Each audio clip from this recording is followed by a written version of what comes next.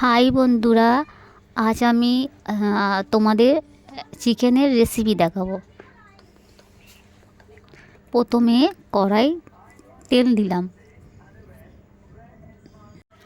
ভালো করে তেলটা গরম করে নিলাম।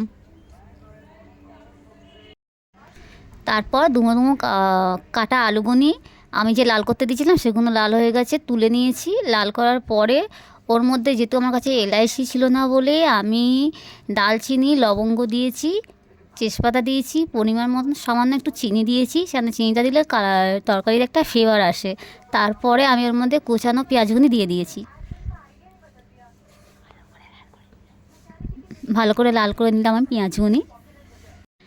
পেঁয়াজটা যেটু লাল হয়ে গেছে, এবার ওর মধ্যে আমি দিলাম টমেটোর, পেঁয়াজ, আদা রসুন বাটা পেস্ট।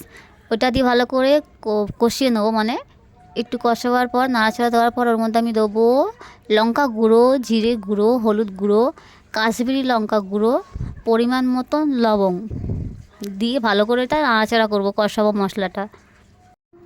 মশলাটা ভালো করে কষিয়ে নিয়েছি। আলুটা আমি আগে দিলাম না, কেন আলুটা যেহেতু আমি ভেজে তুলে নিয়েছি, তাই মাংসগুনি আগে দিচ্ছি। দিয়ে ভালো করে এটা মাংসগুনি কষিয়ে নেব। মাংস কষানো হয়ে গেছে, যে ভাজা করা আলুগুনি রাখা ছিল ওগুলো আমি দিয়ে দিলাম। দিয়ে ভালো করে কষিয়ে নেব, আলুগুনি দিয়ে ভালো করে তরকারিটা কষিয়ে নেব। এবার মাংস আলুটা একসঙ্গে কষিয়ে ওর মধ্যে একটু জল দিয়ে দেবো। জল দিয়ে ওটা ঢাকনা দিয়ে ঢাকা দিয়ে দেবো, যাতে মাংস আলু একসঙ্গে সবগুনি মানে সিদ্ধ হয়ে যায়। এবার আমার চিকেনটা সম্পূর্ণ কমপ্লিট হয়ে গেছে। ওর মধ্যে আমি গরম মশলাটা দিয়ে দিয়েছি, কেন তরকারিতে যাতে আর টেস্টি ইয়াম্মি হয়। এবার তোমাদের ভিডিওটা কেমন লাগলো তো একটা কমেন্ট করে জানিও। যদি ভালো লেগে থাকে তো লাইক, সাবস্ক্রাইব আর সবাইকে শেয়ার করে দিও। ওকে, বাই বাই ফ্রেন্ড।